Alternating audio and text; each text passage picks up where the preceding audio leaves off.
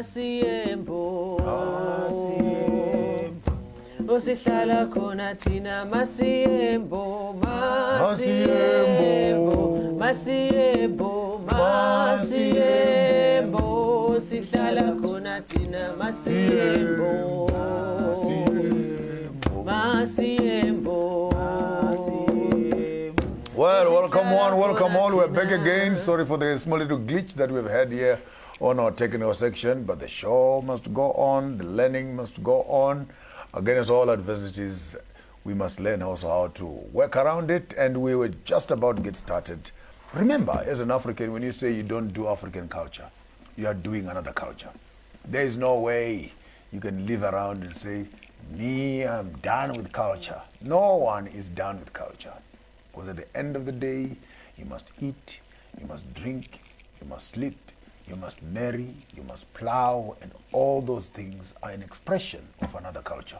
To a person who has thrown away their culture only says they've accepted another culture. And for that reason, we want to demystify the greater space of African spirituality.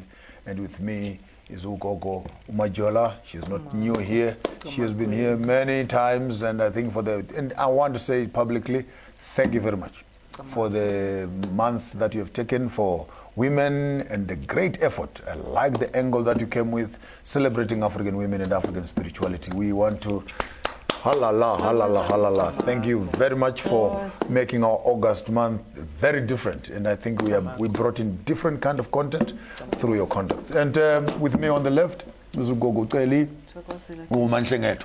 She's here with us to be taking us through, and let's not waste more time than we've already spent. Let's start up with the lights. What is it with lights with African spirituality? Why do we switch on candles? Why do we switch on, make fires and etc. to experience or to get into spirituality? What we do actually, the candle is new. I would really want us to know that the candle is new. It came with the Europeans. We didn't have candles before colonialization. It was fire. It was fire. And but it represents light, because light is the one thing that we actually are always inviting from our people, our ancestors, to. So it represents light. It also represents the fire for us in this kind of situation as well, because when we prepare our altar, we like to include all the elements. So it's about putting elements together. It's putting all the elements together, all 4 elements together. So as you see here, we have the lights here, which is the flame. We have the crystal. We have a rose quartz here. Now, before we go to the fire, I want us to move into the candle light, because our lives are surrounded by light and darkness. And so by switching on the candle, putting in a fire, you are allowing access, you're allowing that you want to see things, and you want to... and you guys who are in the greater Christian space, there's nothing new here. Don't raise your eyebrows and say, and put funny statements on your social media. Hey, in the Bible, you find that in the temple, there was actually 7 candlesticks. 7 candlesticks that are put in there, and that they were not supposed to be extinguished at any time. So you just fill in the oil, but light was supposed to be present in this space of the temple.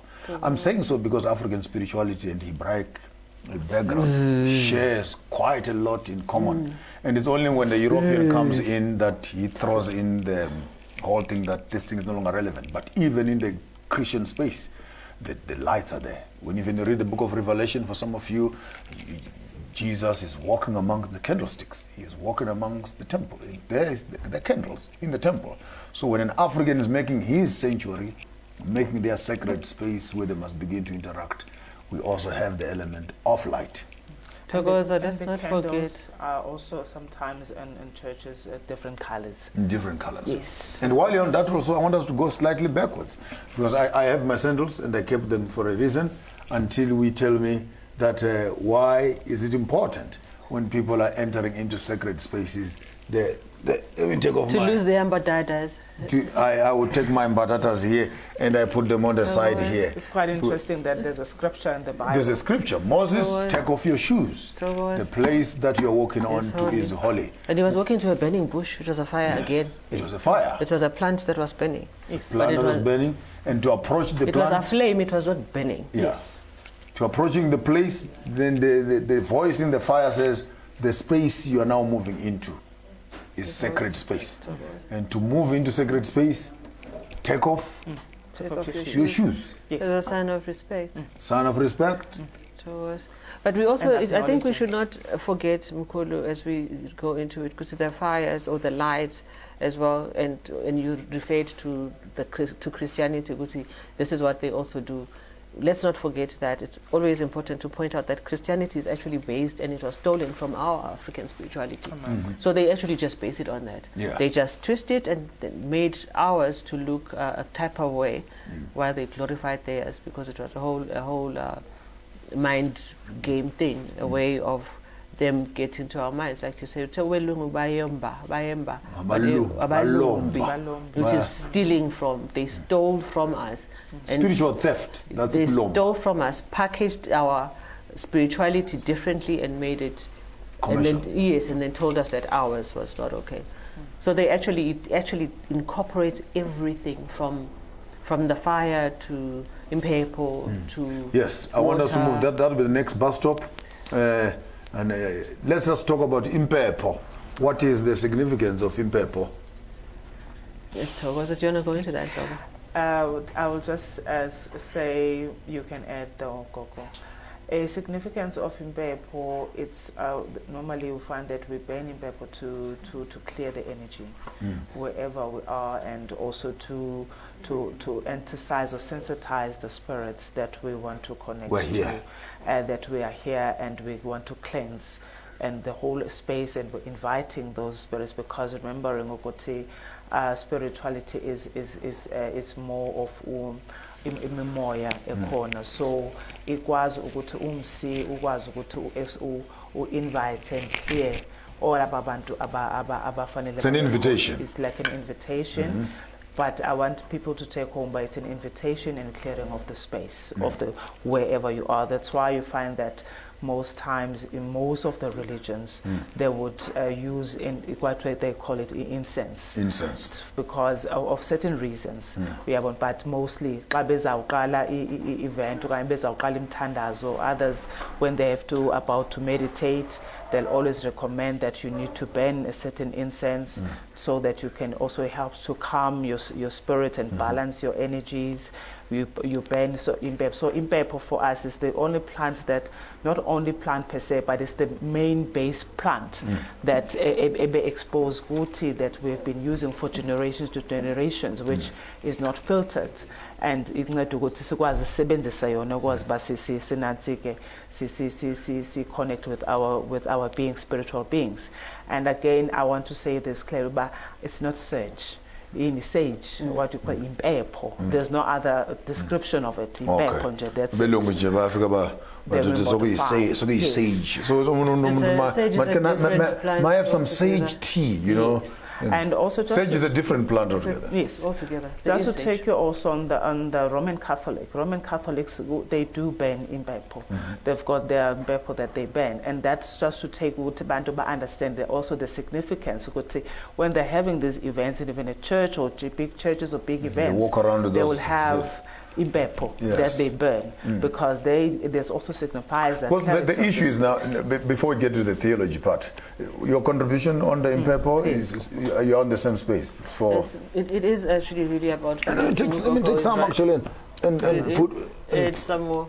And add some more there. And I don't know if there's enough fire there. It is an invitation. Gogo is right. Specifically because we use this one because it was anciently used by our ancients. It's the one that they actually recognize. They recognize the smell as an invitation to come through, that they are actually needed, or their intervention is needed. So basically you can have a house, but when you burn imphepho, you are changing the house into a sanctuary. It's actually an invitation to the spirituality. And you guys who are listening at home, if you read through your greater biblical space, you'd find that in the temple itself, there was also an altar of burnt incense. And whether this incense started off with the Jews, that's not true. Ancient Kemet and ancient African knowledge systems would actually tell you that the concept of incense does not come as a new concept altogether to the African spirituality. We have had imphepho, and in the Christian space, you have actually incense. So the question is, what makes the difference? When an African burns incense, it is called demonic. But when a priest is holding in the temple and is burning incense, it is called holy. What is the difference between holy incense and wicked incense? And wicked incense. It actually also boils down to fragrance, as they participate in the Bible, that you burn an inviting fragrance that or scent that our people, the spirits, can connect to. Remember, again, this is plants, this is nature. This is nature. This is nature. So, and our religion and our spirituality is based on nature. It is nature-based, so there actually cannot be anything evil about it. And I want to stretch it further and actually maybe pass a comment that says in modern technologies, people actually find in their houses, they have air fresheners. These things they call air fresheners. And humidifiers Humidifiers. So you rather walk around the house, go and buy some cans of air freshener and footer in the whole house and say, now my house smells nice. But I want to challenge the scientists that are out there. Call these two ladies, get this sage here or this imphepho, as the original imphepho, and I want to find out something. What are the effects of imphepho in a house in terms of reducing bacterial virology in the atmosphere? Because this is where it is going at. Because we as Africans think that when your house smells lemons and it smells that freshener thing, then it means that it's clean. I would want someone who is intelligent, because you don't believe in culture. You can only believe it when a scientist says it. So take this sage as it is right now and fill up a room with bacteria and burn incense, imphepho, see how bacteria behaves under imphepho, and then do air freshener and see how, and at the end of the day evaluate and see when these two chemicals are used, which one is organic and has less impact on nature, and which one is detrimental. When children smell this, how do they behave? When children are living under the other one, how do they, so that you can come up with the proper research for you to respect African culture. Some of these things, I think you people who are educated are the most disadvantaged to African culture and African growth. Because you don't take your knowledge systems and come back to our ancient knowledge systems and try to understand, so that even in the days of, now we're talking about corona, if it should happen, or influenza, in the times of winter, when there's lots of bacteria that is in the atmosphere, how do you cleanse your air? We are sneezing up, the whole house catches a flu. But in the environment where, for example, you're able to burn, say imphepho, and fill up the air, do the research. Don't say Maponga says. This is where you come in. This is where me and you join each other.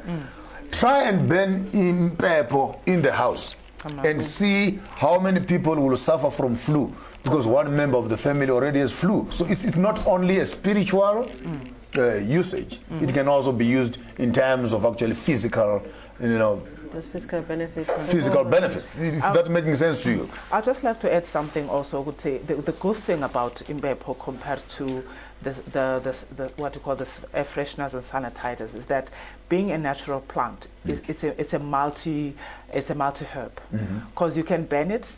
Tate enye uyichise, it sanitizes the air. You take another one, you boil it. You also drink it. It's good for you. You can also drink it as tea. You can also drink it as tea. You can also steam with it. So it becomes a holistic with herb. Good technology. I think someone should be able to squeeze this and make an oil. Definitely. Which you can also use for skins and stuff like that. And this organic stuff. It's organic. It's harmless. Even children can use it. Even children can drink it. I've had experiences whereby some of the kids' mothers would boil it and just take a little bit of it of imphepho water and mix it with the juice and they sleep peacefully. Wow. We've just started here. It's going to get warmed up in this space here. is we're exploring various elements of African spirituality. We've just looked at light. We've just gone through imphepho. When we come back, I want us to get into the water section, and we'll be cleaning up this space. And before the end of this show, I will have taken you through what Christianity has plagiarized as the sanctuary to actually start respecting the African sanctuary. After the break, your host, Maponga J. Hello. Being a legal practitioner in South Africa in these challenging times demands lawyers that will help clients beyond legal issues. The ever-changing demands in commerce and tourism require lawyers who have sound and clear business and commercial knowledge, and that's where MB Chabangu Incorporated comes in. Our business, mining, tourism, health, labor, and economic knowledge encapsulated with law and litigation experience gives us an advantage in the legal sphere. Our experience in assisting businesses, government, and various industries with their needs puts us amongst the many progressive and striving law firms in South Africa. Now, to contact our attorneys for assistance with any of the mentioned fields and others, please call us on 012-341-4187 or send us an email on admin@chabangu.co.za. MB Chabangu Incorporated, where problems meet solutions.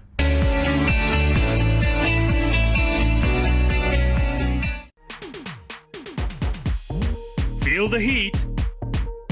I love Adam Selman. The girls are really thin. I think it looks very glamorous from the outside. The life of a model in New York City. There is such cool prints. So many. You know what? I'm buying this. Look at me and all the selfie sort of thing. Honestly, I didn't really know that was actually a job. It just didn't occur to me. Congratulations. Feel the excitement. Feel the heat with StarSat. Feel the heat. Chicken portions are an easy way to feed a crowd. I've just started to incorporate all my ingredients. We're going to put this inside of a hot cast iron skillet. You want to really fill up on great protein. It's now time to sample the chef's dish. Look at this. I know. Like that? Feel the excitement. The chicken is on the spot. Feel the heat. As we continuously unpack the greater space of African spirituality, we also want to remember the passing away of our young man in Americas, Uchala. The one who was one of the main actors on Wakanda, which is actually supposed to be Waganda, the people of the skin. And may his soul rest in peace. And we recognize the great work that they've done on that movie in terms of allowing the African narrative to come to space. We're still talking about sage or imphepho, as they call it, because they have many various types of imphepho. What are other uses of imphepho? So number one, it can be used for spiritual connectivity, clearing a space and announcing that you are ready to do some worship. Two, it can also be used physically for cleansing the air in terms of virology and etc. And thirdly, we're also looking about it can be used as a tea, and it can also be used as a sleeping, herbal thing for children that are not a bit agitated. Boil a bit of imphepho, give them to drink. You can also steam with it. It can also steam with it. If during these days of flus and all these various diseases that are in the air, you can actually even use it and boil it up and put your head on it and steam with it. It also works better. We're still talking about another use again. What are other uses of imphepho? Oh, it was also the fact that it doesn't end with just the live plant. Even the ash, there's use for the ash, the residual ash that comes from it. I know I learned that the Zimbabweans would use it that mix it with a bit of water, make a paste and put it in the tank for people who are epileptic. Epilepsy. Yes. So it can also be used to sedate and help those that are having fits for epilepsy. And also that ash can also be used to make holy water. There's this thing that they call holy water. You can add that to that and add it to your bath. So this is a magic plant, basically. Yeah, if you're feeling it's a magic plant to raise your energies. It has beautiful yellow flowers that are on it. Beautiful. So from the time it is sitting there, it does lots of changing the environment. By the time you take it and you dry it, you can use it in various forms. Yes. But then you can burn it again. Even the ashes of it. The ash can also still mix with. So this is, if you are listening to me out there, you need this herb in your yard, somewhere you need to plant it. But it's always nicer when it is growing in the veldt and it is natural and organic, but it's actually full house. From the flowers to the dried plant to the ashes. All of it, it's useful. And I just want like to bring another aspect that there's different kinds of imphepho. There's also the one that could try imphepho yendaba, imphepho yamanzi, imphepho yamawele. So maybe Gogo can explain why the difference and what's the significance of it. Gogo, I'm not going to get into it because I do not want to spoil Tintwa Tebantu. Yes. To spoil Tintwa Tebantu. But this is the general imphepho, the helichrysum. That is the safest one to use. Yes. Also imphepho yasemantini. What also happens is that you are actually led and told that this one is the best one to connect with your people. So because it's a whole spiritual herb as well, and that is also why we go back to having to learn our backgrounds and know how our clans connected, because some things are clan specific or tribe specific. So those are things that we need to learn. Baba khuluma ngempepho yamawele. Yamawele is twins. So that is a impepho that is meant mainly to be used by people who are born, who had multiple births, not just twins, triplets, and so I'm not a twin, so I've never. It's not I have twins in my family after me. Twins actually. But it really is about people having to learn. We need to learn our individual family. It must have its own DNA. Of spirituality. Yeah. Because it goes back to the plants. We don't just use any plants. I'm just going to move away from imphepho and speak about plants as muti. That when we speak of muti we will speak of, I'll come to impande for instance. When maskuluma ngempande impande is the root. Is the root. That is what it is. And it's a big thing in African culture and in connecting with our people. That is the root of the tree. So it's also, we talk about family trees.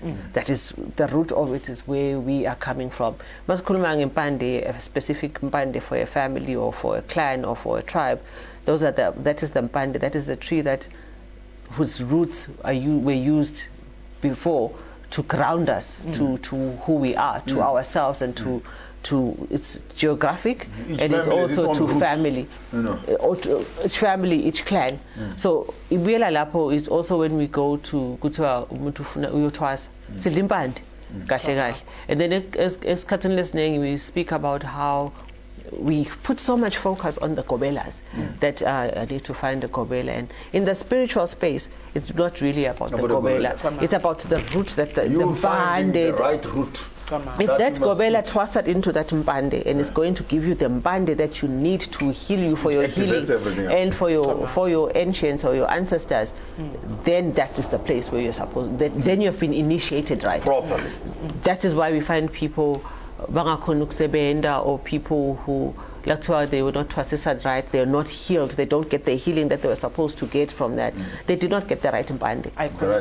They didn't get to the right mpande. So the gobela that they went to is wrong, because it's not the mpande, that the gobela is not giving them the mpande that they are supposed to get that healing. Or because it's not healing for us, it's healing for our ancestors. It's healing for our lineage. And sonke lineage yethu lesihlanganisako in nature bekuba ngito letihlahla, it is the plants. Wow. No, the reason I just to talk about imphepho was that now with the understanding of what the society will now others will want to explore.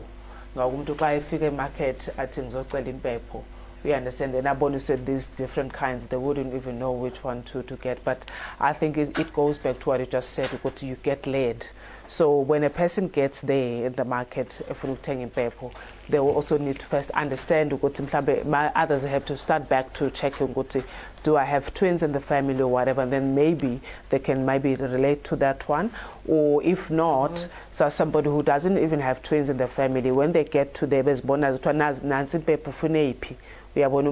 they just have to listen to their spirit at that moment to say, no, I want this one. So just to give them the flexibility, listen listen to your spirit. What your spirit says, when you get to buying this imphepho, they are there in the market, take that one, you know that at least that one will be able to talk to you and align with you when you're using it, and you see the benefits of it. And also just to acknowledge what you just mentioned, Gogo, ukuthi impande and the roots, and it's something that is very, I would say, very critical for many of izangoma, okanye I would say abangoma, okanye ngithi abantu abakhulisekile ngokomoya, because many people have had a challenge at umuntu ngiye kugobela ngihambe ngayothwasa and I'm not getting it right.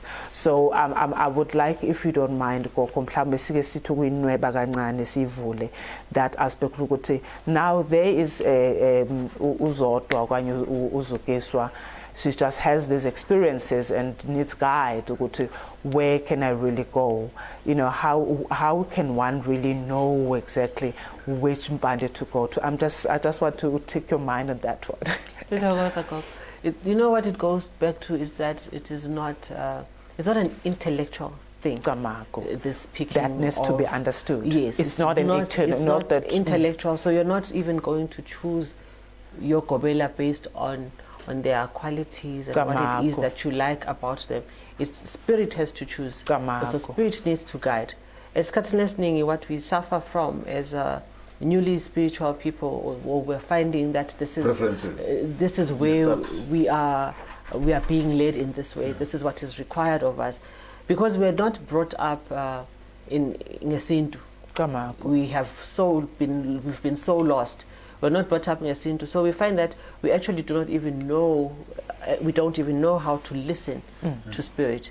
Because we've been so taught about the Holy Spirit, and we translate that to speaking in tongues, and also the Spirit also is translated to the man of God giving the word and what you actually then make of it. We're used to being spoon-fed and to having Spirit being interpreted for us, that we've died. We've died inside, that we don't know how to communicate with Spirit. We cannot receive those messages from Spirit. We do not know how to go within, because Spirit actually lives in all of us, and all of us have different messages from Spirit based on who we are and our mission in life. So when we do not know how to connect with Spirit, we lose out on everything. We lose out on our purpose, because that is where we get it. We get it from Spirit, because that is what was placed on us before we were born, and that is how can we remember it? We can only remember it through Spirit. But if we are being taught that this is how Spirit works, and we are taught the word, and we do not learn to do the connection ourselves, and that is critical for how then we go on with our lives. It's critical for our mission. So that is why we find that we are so lost as an African people. Our children are lost. It's because they don't know who they are. They have not, we'll go back to the root. I-root, siqala ekhaya sibancane. Mamkhulu ukhulumile earlier nge-rites of passage. Sibancane as umntwana akhula, maka before asasahlala, when a child is conceived, there's things that a mother has to drink. There's these herbal mixes ala khaya, just to actually make sure ukuthi sisuhlala kahle, umntwana ukhula kahle, and umntwana is connected. Icala lapho. So as umntwana and as akhula la siswini, also there's these messages that should come through somebody in the family. There are custodians like who should get the name. That is why in every family there is a healer. I want us to do the naming separately, totally different. I want just to clean up this place first. We have the light, that is good. We are done now with the incense and all its various uses. So even all that ash you are looking at here, right? This ash that is at the bottom of this pot here, it can also be used for other uses like epilepsy and other things, and the other, spiritual, it's hot. Yeah. You must burn, not me. And the third element I wanted us to pick on is the water, and the value and the importance of water in African spirituality. What is it in the water, and how do you use water in the spiritual space, and what does it represent? Water is a big deal. Water is a big deal. First off, we are mainly made of water. What's in it? Our bodies are mainly just made of water. And Masikula also, we sit in water. Even it also goes back there. We sit in water when we sit in our mother's wombs. Togos. But also the spirituality in water is that we also say that when we die or when we transition, this is how African spirituality is different. Is that we go back to nature as well, and water is a big part of nature. It's the biggest. Chokos is the biggest. So where are our spirits going to settle? We don't believe in the good is when we die we go to God. We'll go to because God to heaven. us yes, to heaven. Because God to us is nature. Okay, so we go back, we assimilate back to where we started. To where we came from, which is energy. We want to call it that. We call it energy. We go back to where that energy that came into this body came from. So that's how we find that we settle also in nature. I would say water is a spiritual element. In itself, there is a spirit. Water is a living being. So that is how we incorporate it. Water is life. So when we have water in any space, we have life. If we do not have water, everything dies. Everything dies. We speak of the sun as a god. It's the same element because the sun is life. The sun is life. The sun will not work if there is no water. It will not give life. It will just burn everything dry.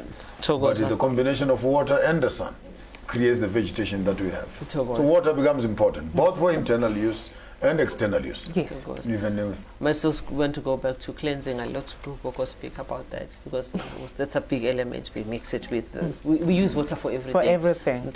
We use water for everything, and water plays a role in, I would say, in all the aspects of creatures. Living beings or human race. And when we talk of cleansing, ungena nje manzini, and for different purposes, and that's why they even have also the aspect of when giving birth. They will talk of giving birth emanzini, and umntana akafi even though ezalelwe emanzini. That shows the power of water, and as it is being that living element. The other day I was laughing in a church. I'm coming from that background. You all appreciate that. We are all coming from it. Well, from but no, these witches they spent 2 months. They spent 2 months under the water. And I just said, hey, if being a witch is determined by how many months you spend under the water, then you are a bigger witch because you took 9 months in your mother's womb. So at the end of the day, who is not a witch if being a witch is determined by the amount of time spent in the water? So water actually becomes very critical. And while we're on that, just before we go for the break, I need to remind all of us that even in your biblical text, the one you're talking about, at the door, at the entrance of the sanctuary, you leave your shoes, you leave your mbatata outside, where the ground you're walking into is holy. It's clean ground. There inside, you find there is a burning candles or lights that is there. They now call it the menorah. The Hebrews call it the menorah, which creates the light into the space of worship. That in our African space is represented by the fire or the candles themselves. And on the other side, there's a table of shewbread, which is like bread that they would make, which creates for us mabele and all other traditional foods that you have that are in there on the altar. And right in front of the altar, before you can even go inside, the tradition was that before you enter into the sanctuary, you wash your hands and you wash your feet with water before you can enter a space that is sacred. So it's, and again, these are rituals for me, which the Christianity would rather shout and say, now this is the right one. But you come in an African space and traditionally say, take off your shoes because you're walking into my space. Leave your dirt outside. And please, if ever want to even do it more seriously, is that not only must you leave your shoes, but actually before you come into my space, wash your hands and wash your feet. Leave all your bad energy outside as they walk into your sacred space, because most likely they're going to be bringing this energy into your space and bringing their shoes and the dust under their feet. And so they wash your hands and wash your feet. And then you enter into the sanctuary, and in front of you there again, there is the altar of burnt incense. And then the biblical text will be saying that represents the prayers of the saints. So that when you are praying, they mix up with the smoke and then they go into the presence of God. The whole reason we're saying these things is that we have been taught to demonize our African things when Africans do them. When the Europeans say it is wrong, we agree. But the text that we are holding as the key text that directs the path of spirituality says exactly the same with what African spirituality is saying. This for me has remained as a conundrum in my head. But Ketla, we cannot take away the fact that that scripture or that text that you keep referring to is derived from African spirituality. Exactly. I fully agree. I'm addressing my people knowing where they are. And they will be happy to know that the Bible says it. And if the Bible says it, it settles it for me. And you say, but what the Bible is saying is actually coming from what African spirituality is saying. Yes. And that would be another level. Of course, you need another mature mind that can now begin to, but even now, if you can work from the biblical text on its own, there's enough evidence on the top text to tell you that what you are calling demonic on the African space, your Bible is actually saying the same things. It's only that you don't understand them. It's another conversation for another day. When you can now begin to say, okay, this thing which you have now accepted, can I now tell you who is the mother of what you say? Then it takes us back to the... Just to add on that, most of the time, and even your Christian burials, when they come back from the grave and whatever, they used water.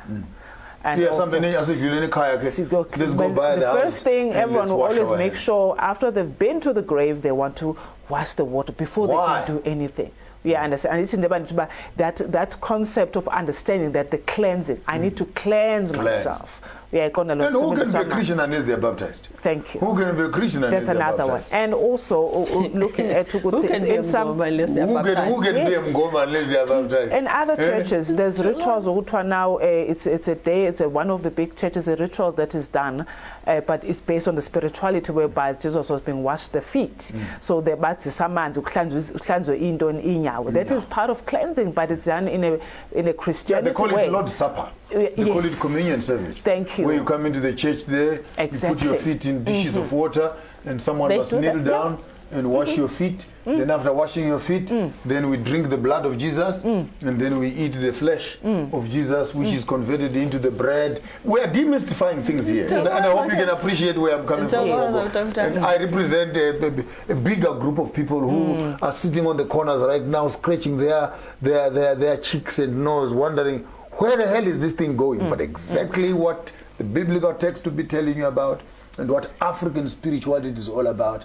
The difference is that African spirituality is practiced in the home. This is your space where you create your own sacred space where you can connect spiritually. And it also answers why most of people wonder why in Abango we always go to the water. It's always about water, rivers, and water. We are going to the river, going to the ocean.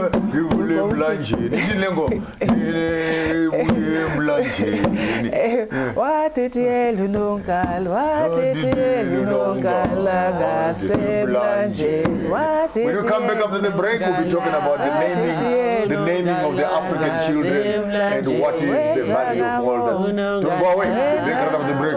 Go. Hello. Being a legal practitioner in South Africa in these challenging times demands lawyers that will help clients beyond legal issues. The ever-changing demands in commerce and tourism require lawyers who have sound and clear business and commercial knowledge. And that's where MB Chabangu Incorporated comes in. Our business, mining, tourism, health, labor, and economic knowledge encapsulated with law and litigation experience gives us an advantage in the legal sphere. Our experience in assisting businesses, government, and various industries with their needs puts us amongst the many progressive and striving law firms in South Africa. Now, to contact our attorneys for assistance with any of the mentioned fields and others, please call us on 012-341-4187 or send us an email on admin@chabangu.co.za. MB Chabangu Incorporated, where problems meet solutions.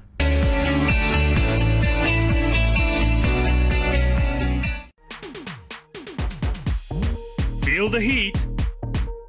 I love Adam Selman. The girls are really thin.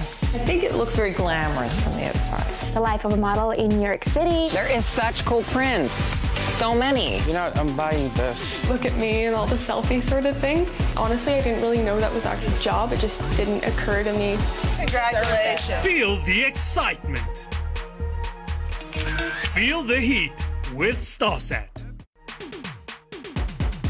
Feel the heat. Chicken portions are an easy way to feed a crowd. I've just started to incorporate all my ingredients. We're gonna put this inside of a hot cast iron skillet. You want to really fill up on great protein. It's now time to sample the chef's dish. Look at this. I know. Like that? Feel the excitement. The chicken is on the spot. Feel the heat with StarSat. Feel the heat. Do you dream of awesome cartoons filled with funny characters who go on extraordinary adventures? Everybody ready? Ready! Hold on, I'm coming. This is absolute genius. I'm on my way. I'm ready. Hey, let's go! Feel the excitement. Like it? I love it! Feel the heat with StarSat. Feel the heat.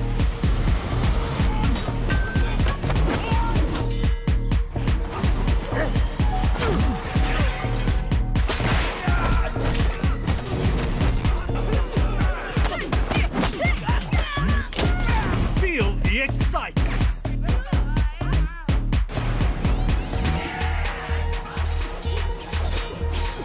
Feel the heat with StarSat.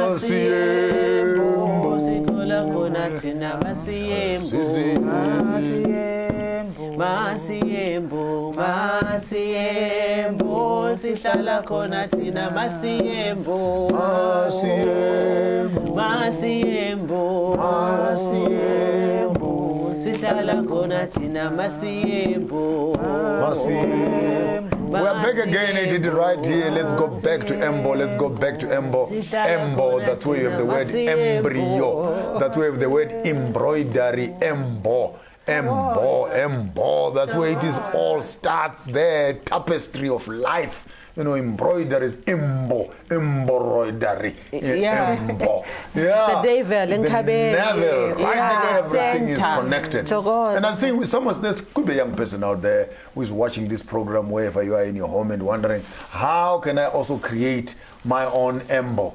How can I create my own sacred space within my own home? I know many of our homes, unfortunately, the couches, the way they are designed, even modern technology, you put the couch like this, and the sanctuary of the home, where we are all looking, it is a silver screen. The TV. So you find that the whole sitting arrangement looks to the wall, to the father of this house, the God of this house, the spirit of this house lives on the wall. And that's where we all come every day. And sit. And we must get our spiritual nourishment, we must get our learning, we must get our spirits, we must get our indoctrination. We come to school. Some of us sit in front of this school for 8 hours watching this, whatever they call TV. Yes. Watching. And I want to maybe just say something to someone out there who could be looking at this and something is moving in their spirit that maybe I've been looking on the wrong wall. You need to create a place where before you leave your house, you come to this space and you look at it. When you're coming back from where you're coming from, you come back to this space and you look at it. How can one begin to create their own Embo?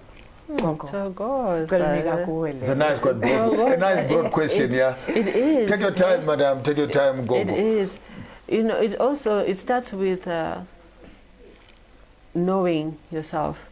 You need to go back and do some background on your family, because you cannot create an altar, for instance. I'm just going to call it that, if you don't know who you're wanting to connect with. First of all, you need to know that. And as Katines name is the surnames that link us to the surnames that link us to our people, to our ancestors, because that is why we actually, if in Namasity you don't believe in your ancestors but you use their name, what is that? Then must all change our names to become Jesus. Yeah, exactly. Like, or Christ or whatever. Jesus. Ube nomthandazo Jesus. Because what is it? Nomthandazo Nhlengeto is but the Nhlengeto said that's ancestral, you know. Yes, you know. So we need to first of all know who our people are, understand why we are called those people and what it is that made them that, which still take us to the totems as well. It takes us to not just totems, and also how they connected with themselves, with their ancestors. So it's a whole background search that you need to do. And the beautiful thing is that when you get on that journey, spirit will open up because they will meet you halfway. There's no way about to, you're starting to search and on your own. They will meet you halfway. A lot of people also, because of the broken families, there's people who don't know their names, who don't know their surnames, yes. You know, so you actually, umuntu omunye does not have one surname. So we go back to, we start with the 4. Okay, let me give you all of us. Let's make a diamond. Let's make a diamond, and you find these diamonds appearing in many of the African art form. The diamond right there. So you can put a line across there. You put another line across there. That makes your compass. That makes your compass. Your north. What is on the north? What is on the south? What is on the east? And what is on the west? And that diamond that is there. Let's just agree with it. These are your 2 grandfathers, one on your mother's side and one on your father's side. No, you do it. You're going to need this Gogo. This is a time where we are sharing some notes with Gogo here. And so these are the paternals on your father's side and on your mother's side. These are the paternals on the right. Maternal is on the left. Maternal's right. Maternal's left. Yes, paternal is right. So this is your grandfather on your mother's side. That's your grandfather on your father's side, right? And this makes your mother, and this makes your father. Okay. So this becomes your mother, this becomes your father. The dad. And those 2 meet together there, and that is the door through which you come in. But remember, what on that again, it goes into 4. Your paternal side has 4 in it, and your mother, in other words, your mother, your father here has 4 that are above him. That is the grandmother on the mother's side, grandfather on the father's side. Same thing on the left. So that makes the great diamond through which the 2 people come in. So when you see a diamond on African culture like this, they're saying, how is your compass in terms of your life? Now, this is the diamond and this is the door through which you come in. Doesn't this look like a woman's entrance space? And the question is, when you are sleeping with someone and you're entering through the diamond, have you spoken to those that are behind here, who are in the sanctuary, where you must come and minister? With those words understood, that's why many people are dying, because women have become graveyards. You give us access into sanctuaries which we are not supposed to enter. Balindile baphethe izagile akangena noma kanjani umfana nje naye uthi uyafi uthi nami bengizolunguza ukuthi kwenzakalani la bamthi inhloko ngqumsu. And what's happening at the end of the day? So for me, the greater sanctuary over and above a sanctuary, which is umsamo wako, which is a space where you can come and access. You need also to understand how to move away from the physical sanctuary that is on the floor, and now begin to move into yourself. Because now Christians, you can begin to say, hey man, Fundi said the truth. Your body is the sanctuary of the Holy Spirit, where God does not live in things outside there. He lives inside you. The question is, what kind of ministers come to minister in your sanctuary? Because that's where life begins, and right there. And I want us to move deeply right now into the issue of naming. Naming, because I heard you mention surnames and totems. So take us through, Gogo, the value of naming children, the ceremonies that are involved, firstly, in childbirth. I heard you say when a woman is pregnant, basic thing that must happen so that and you're being introduced to this family. By the time the child is born, what ceremonies are conducted right there, and a few rites of passage. You see how far we can push, but just take us through maybe the first few, including, but by the time you get to the naming part, then you can go to town. You know, with the this being the sanctuary, the body is the sanctuary. and we allow, but this is where we allow God. It's where God sits. God sits. Mangabe uyi sanctuary when, who it should go back to who is God. God is a very personal thing. God is not, your God is not necessarily my God. But that is actually what it is. Because Nami, what sits in me, in my sanctuary, I house in my blood all of this that you have spoken about. Those are the people that actually are my passage or my link. So if I'm supposed to get married to you, because I'm supposed to get married, I need to request all those guys. And they need to be in agreement. They need to be in agreement. Then we have a conversation right there. So this is where God is. This is the people that live in me. This is the God. This is the God. And this is the temple. This is the temple. That is why God is so personal, because we lose out on who God is because we don't know who we are.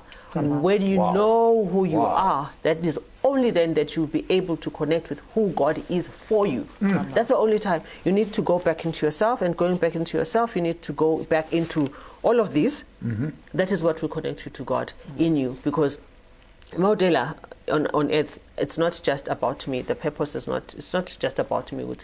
He has come here to do this and to be pretty, or to be to slay or whatever. We come here with a mission, and the mission is based on all of this, on all of what, as we were speaking, on all of these people here. And these are people, the people who have gifted me. These are the people who have sent me. These are the people who I'm representing. Yes, these are the people I'm representing now in this planet, on this realm, who have gone ahead and left, but they still live in me. And there's millions and millions of them, because I swear it's generations amangaki. My mom in the Western world, my mom and my dad. No, it's not about a mom and a dad. See, this is what we need to understand as an African. So and all of them had moms and dads. Eyes stop. So it starts off with you as an individual, which is the one that has come out of this channel. You came out of this channel. So you have two that you are linked up with. But these two are linked up to these four. If you should get to the 4, they're linked up to the 16. The 16 are in the 64s. The 64s. So when you hear an African says, Usmane, Ukazi, man, say, the other man was at work, but my father has died. He gets a day off or 2 days off. Comes back a week later and says, my father has died. But hold on. How many fathers do you have? No, you don't understand. I cannot say my father's brother, my uncle. He's my father. He's my father. You know, that kind of thing. And it creates the whole issue of the African tree in the way. And I've always said this to people. If you can sit down just for once, any person, and we'll get deeper into that. Any person who comes to you and he does not understand where they are coming from, in terms of how much are they linked to, immediately you begin to put your family tree together. If you can just put the first 4 correctly together, like in my space, my grandmother on my mother's side is Mbedzi, who are the Mlambos, you know, the water people. Then on my father's side is a Tembo, the Dudes, the zebras. The zebras. Then on the back side, there are the Mtaungs, the lions, who are the Shumbas. The Shumbas. Then in front, Kibokabo, the monkeys and the baboons. Immediately I put those 4 tribes together. And I move over to my grandmother's side and I say, okay, who backed my own grandmother on my mother's side for her to be a Siziwa? You find out there's a whole tree that begins to grow that side. I come to my temple side, there's a whole tree that is growing there. I get to my grandfather's side, and then you begin to see this beautiful flower. For me to be here at the center, the amount of DNA, the amount of history, I'm using modern language, the amount of ancestral knowledge and influence that zooms into this individual that you are talking about and say, hello, Maponga J. No, it's not Maponga J. Bavenda, Wahonemo, Machangani, Ahonemo, Mazulu, Ahonemo, Makaranga, Ahonemo. And you begin to understand the plurality of the African life, that it is, you can never be singular. You can never be singular. I just want to add on that now. Many ideas just came into my head, talking of a tree. It takes us back to understanding this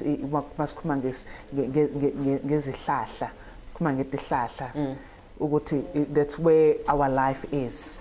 And the trees, for the tree to grow, we need water to water it. So that connection. Water's the roots. There's roots and there's water. So already there's that bonding that we need to acknowledge, in whether you are Christian or not Christian or whatever the case. Now, when talking of a tree, it's now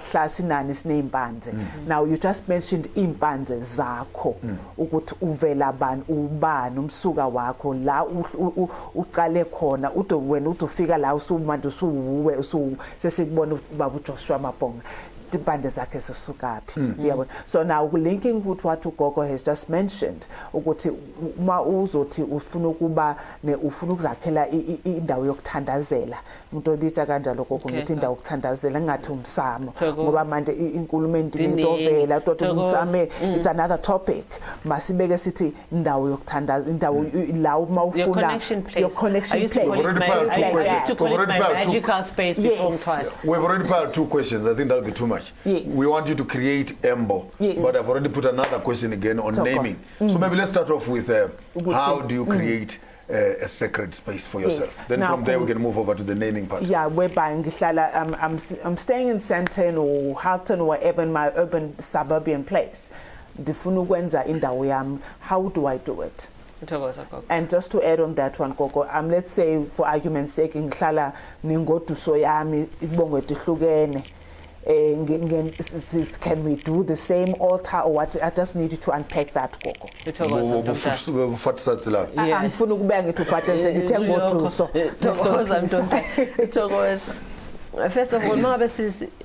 First of all, we need to understand the elements, and we are studying in lab.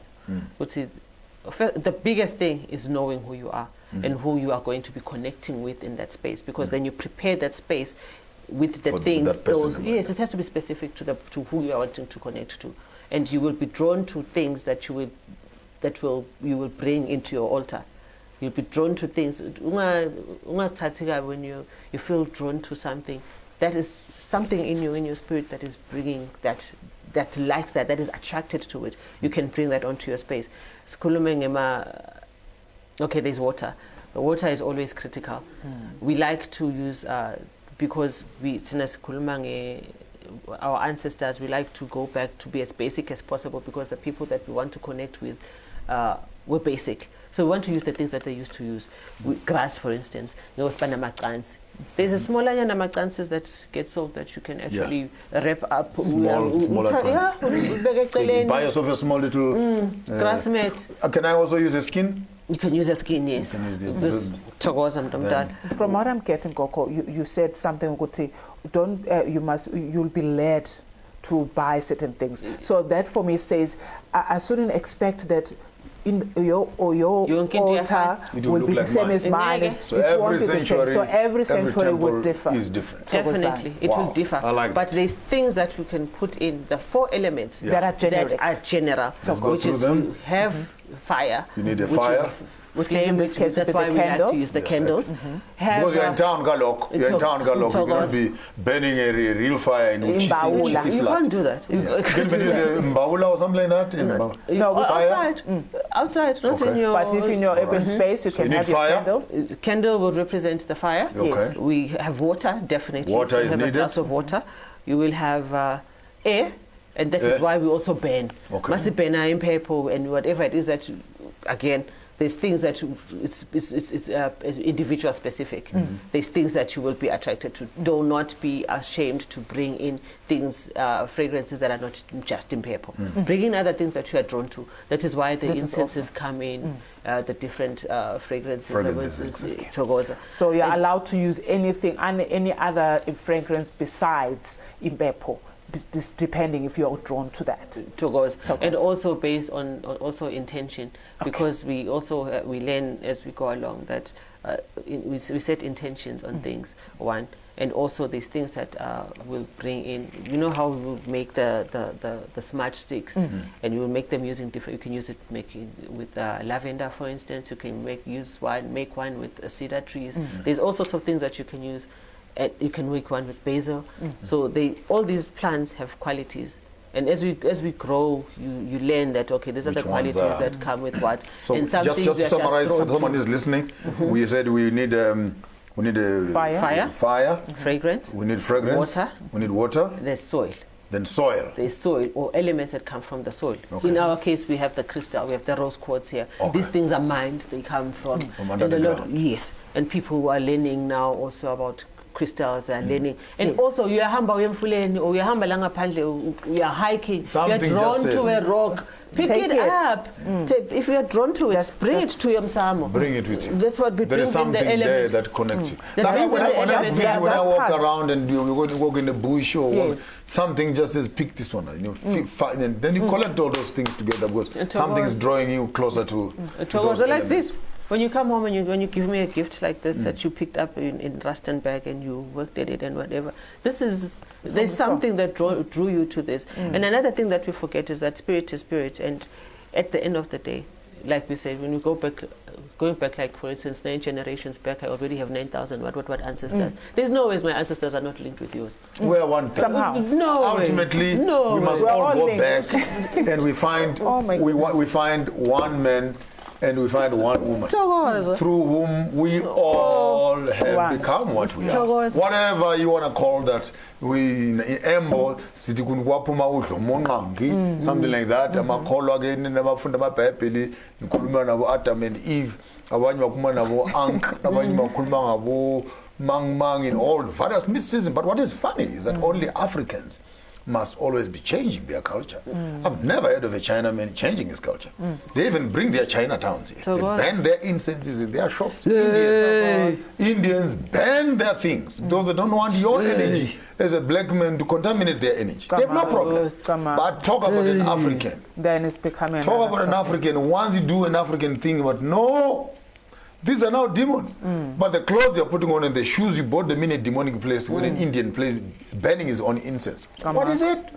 With Africans not respecting their own culture. I want to move you slightly further after the break. I want us to come back and zoom in. So, but for this particular space, you can make your own sanctuary. The elements that are needed, fire is needed, clay, soil, anything that is earthy is needed there. Space in terms of your air and other elements, and water becomes very critical to create first of your... And also, you know, when you create your altar, in altars and there's sacrifices that are made or offerings that are made. So offerings are really big. That is why you also need to learn who our people were, what did they like. So you can understand. What did they like? If today I want to connect with a specific Gogo and I know my Gogo liked tea with the milk, that's what I'm going to bring to my altar. If my people liked baked things, we bring that. That's why we brew as well. Whatever we try, and you will. That's how we depend on umoya a lot of the time. But this is who wants to be appeased today. So if umkhulu wami ngumfundisi nami ngifaka neBhayibheli yami lapha. Talk about. Must also, because that's what he used to like. So you must also take the Bible and put it at your altar there and honor him through. Wow, that's interesting. When you come back after the break, we'll start exploring the issue of the naming of the African children and the ceremonies that are involved in those naming processes. Don't go away. We'll be back right after the break. Hello. Being a legal practitioner in South Africa in these challenging times demands lawyers that will help clients beyond legal issues. The ever-changing demands in commerce and tourism require lawyers who have sound and clear business and commercial knowledge. And that's where imphepho Incorporated comes in. Our business, mining, tourism, health, labor, and economic knowledge encapsulated with law and litigation experience gives us an advantage in the legal sphere. Our experience in assisting businesses, government, and various industries with their needs puts us amongst the many progressive and striving law firms in South Africa. Now, to contact our attorneys for assistance with any of the mentioned fields and others, please call us on 012-341-4187 or send us an email on admin@chabangu.co.za. MB Chabangu Incorporated, where problems meet solutions.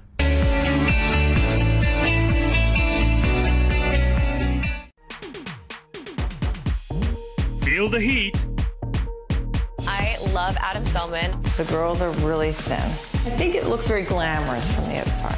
The life of a model in New York City. There is such cool prints. So many. You know, I'm buying this. Look at me and all the selfie sort of thing. Honestly, I didn't really know that was actually a job. It just didn't occur to me. Congratulations. Feel the excitement.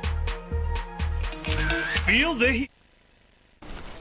I just woke up the other day and discovered that I don't have a name at all.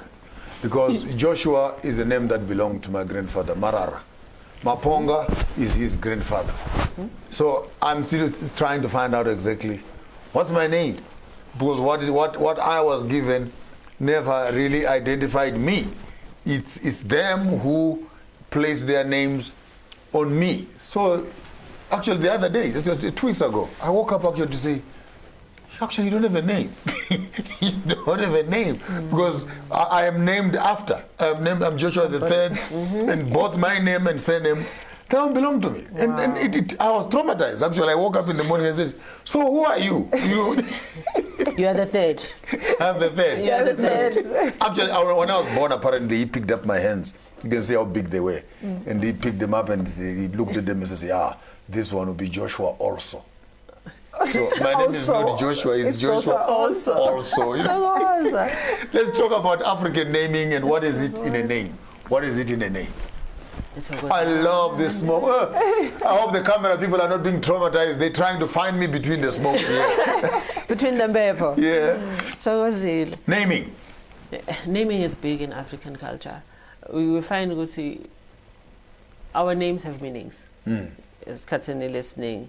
Unless we have given our children amakamala laboshon, then then we don't even know what we don't know what those names mean. You know, there are no so our names have meanings.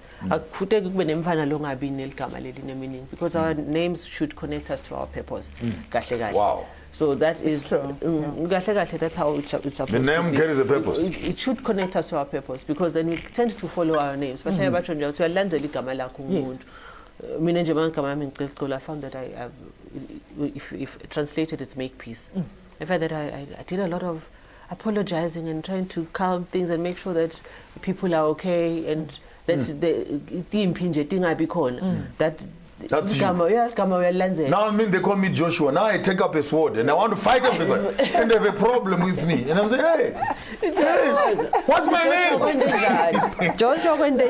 So I can't name my child Matlakala. Hey, man. Yo, better Gogo. We have vitis. Yeah, but who takes his army, you know, and also because that is what we're doing, we're teaching, so that going forward things are done better, you know. That is the purpose of the show. Yes, yes. So that we can, going forward, we will not name our children Moshon, you know. And ligama, kahle kahle ngesintu, ligama belibuya would be given. The name would be given. Would be given by the ancestors. Umntwana angaga sometimes even before they're born. Yes. Sometimes even before they're born, you are being kuzovela. Oh, lidovela, and you take your time.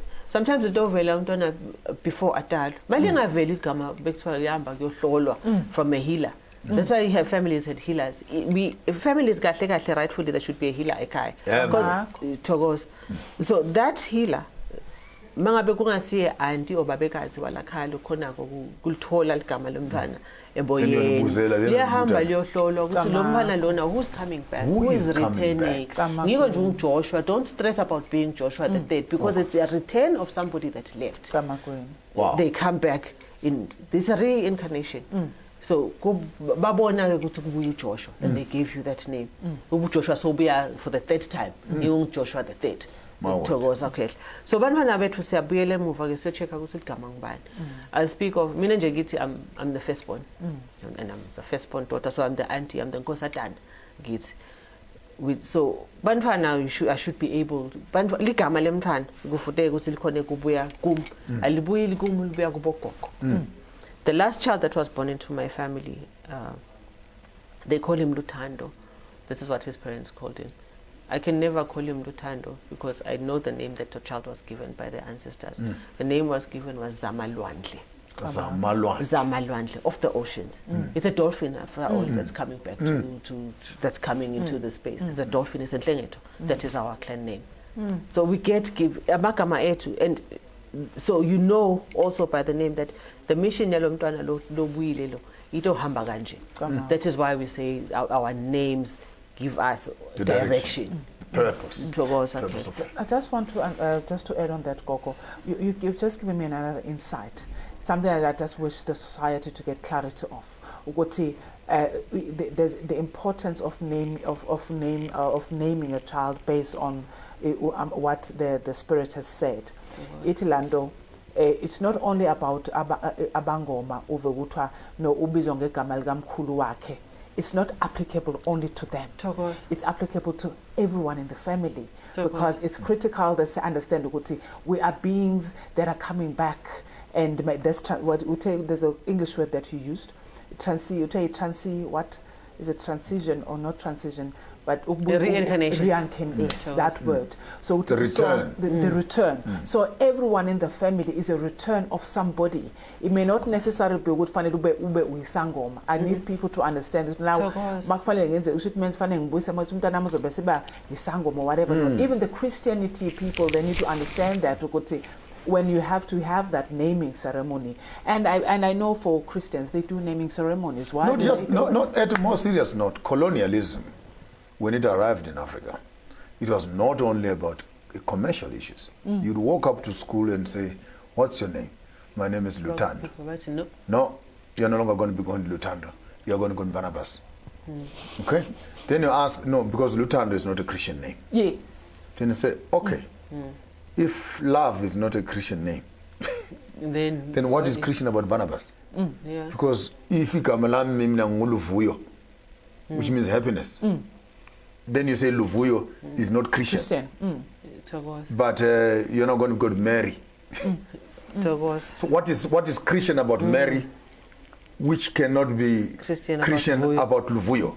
How can happiness be pagan? And Mary be Christian, which creates a whole conundrum of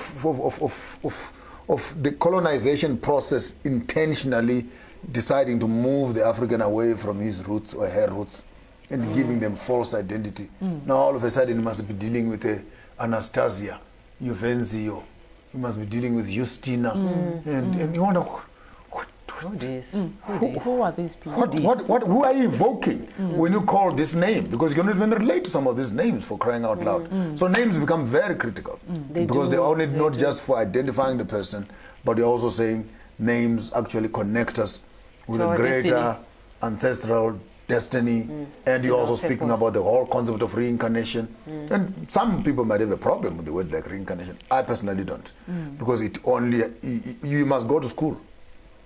When you understand genetics at a higher level, then you will know that it's not only about the spermatozoa or the sperm that is there, but it is what goes into the person and it wants to come out and manifest itself. Now, when you are there in a million sperms that are running in, and one of them finally makes it, the question is who? Who has made it? And where do the rest of them go back to? They go back into the ground again, they go back into the thing. Who will try again another year? And imagine the amount of millions of lives that are waiting to come through, to reincarnate again. Hence, maybe this can speak even to issues of abortion, for example. This speaks to issues of contraception, for example. This speaks to many other issues that these inhibiting factors that we've come to accept as being civilized. When you look at it from the spiritual realm, where there's actually life that wants to manifest, and we're using modern technologies to block life from being. Are we saying we're in sync with our spirits? What happens when all these things happen? Are we not creating bad energies around ourselves? Is this spiritual abortion? Is this physical? Then for me it moves over into a whole new philosophical space of what do you do with what you have killed. Another thing, I just want to pick your mind, Gogo, on something. There's two things. They're separate, but I will just throw them. The first one is when we're talking of spirit, we keep on talking spirit this, spirit that, and my spirit, my inner spirit, whatever. Now, one would ask, how do I know if it's a spirit or it's just my thoughts? The second question would be the issue of now the birth, the pregnancy. There's now this ongoing trend. And has become a culture, baby showers. So I would like you to just to talk on those two aspects. What is baby showers related to our culture as Africans? Is it critical? Is it that important, or it's not? And then this first one is just understanding: is it my thoughts or is it the spirit? And how do I define? You know, before we go there, I want to speak on a critical thing about when we are speaking about the naming of children and reincarnation, that our families will struggle with naming. Some people will struggle with naming or acknowledging the fact that somebody else has returned. We'll go to what if that person was an evil person, or what if that person was a failure in life? What if that person was a what? And we forget that we are actually here to live our lives and to heal our ancestors. So if that person was not what was termed a good person, or was what you term a failure, that person needs to be healed. They are coming back to be healed. And it is our responsibility to heal them so that we also live okay. Because we cannot, whether we acknowledge them or we do not, their trauma will still show up in our lives. So we really do need to heal them. Our lives are not going to be okay because the trauma, they're still living with the trauma. Whether I acknowledge it does not make a difference to the way that we're going to live our lives. Because I've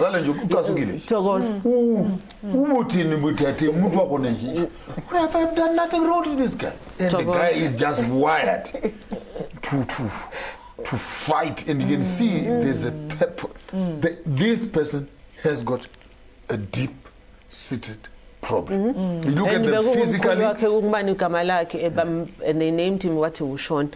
Those traits are still going to be there because that is Mkulu. That Mkulu is still wanting to come through. So whether whether you have named the child or not, that is who that person is. But also we acknowledge the fact that in all of us, there's a lot of our ancestors that are with us, that we carry with us. This is, all of them is or send in. Such as so we're speaking to all of them. Because some of them I will not know their names.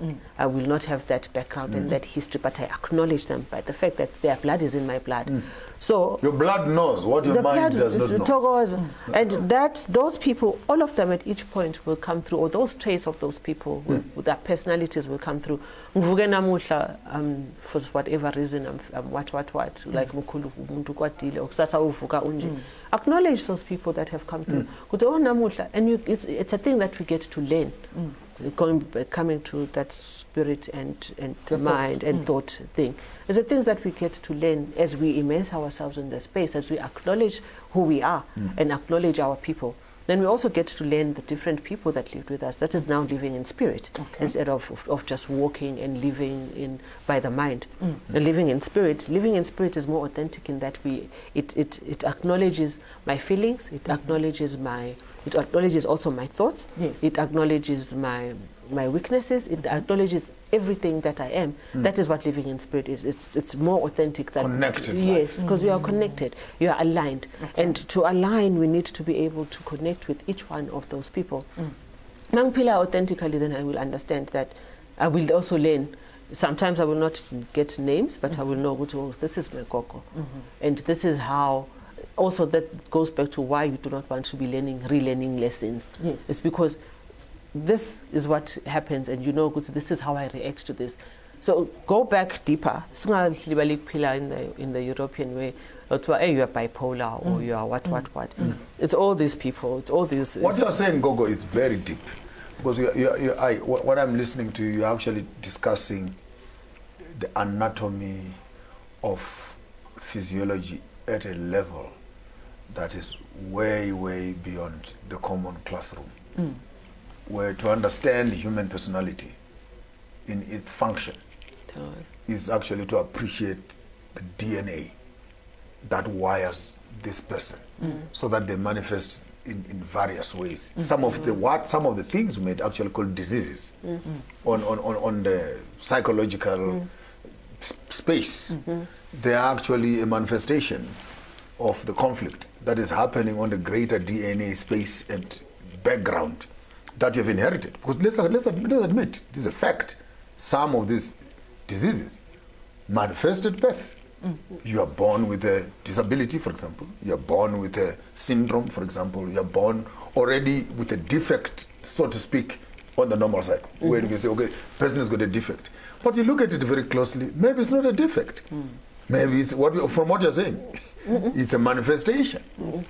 It's a manifestation which needs healing on the physical space. It's an unfinished business that needs to come out. So what we might actually call yourself, you walk around and say, you know, she's pretty, she's ugly, she's what, and the amount of energy that builds into psychologically, spiritually speaking, this manifestation is a constant conversation between the unseen and the sin. The question is, how do we relate, we who call ourselves normal, how do we relate to these irregular manifestations? And I think to a greater part, this can actually even help us to unlock the concepts, for example, around disabilities, around psychological manifestations of various children, psychological issues, and various forms of modern diseases that we hear. But from an African perspective, I'm actually hearing you saying quite a lot that the conversation in the spiritual realm manifests itself for healing. So that if your ancestor, there is vibes, energies, there's a word that you used also, there is trauma that the previous generation was. If my father was scared of something, you need to understand, why do you wake up in the morning? No one has put you next to a snake. But he says, I'm scared of snakes. Why? You have not even, you've lived in town, but the first time you see a snake, you're right.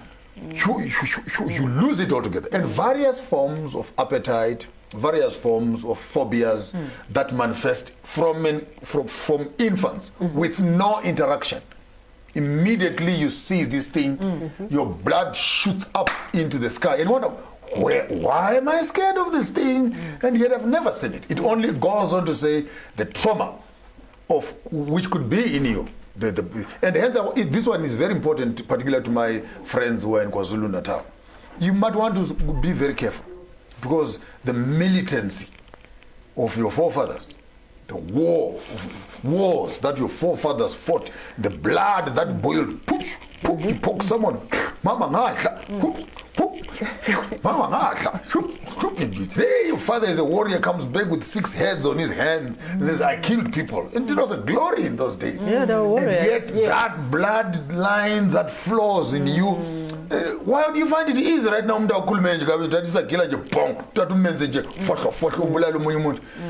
later on you're sitting in prison all by yourself and says, did I do that? Did I do that? Yeah. So I hear you discussing quite depth of psychology. I don't know if I'm making sense, Gogo. You are making sense. Yeah, you should keep going. It's deep. It is deep because of how we've been socialized, and we look at things at a very shallow, very platonic, very. So we have no deeper understanding. And that is what African spirituality actually looks at. That is what it provides. It gives you understanding, it gives you depth, so that you actually know who you are and why those things are happening. I want to come to the spirit and thought, Gogo, because that is actually where it is at. When the things that we thought is mainly the things that we have been taught. Thought it's mainly the things that we've been taught. Those are the things that we think about, the things that we've been exposed to, the things that have influenced us. The father of the home, who is the television. Yes. That is actually now, a lot of things are learnt there, a lot of the things that we learn at school. Remember who makes those syllabuses. Yes. What were they meant to achieve, the things that were being taught. So that is, it's all constructs, things that we have learned. That is what make up thought. We cannot think, and when we are thinking, we're tapping into memory.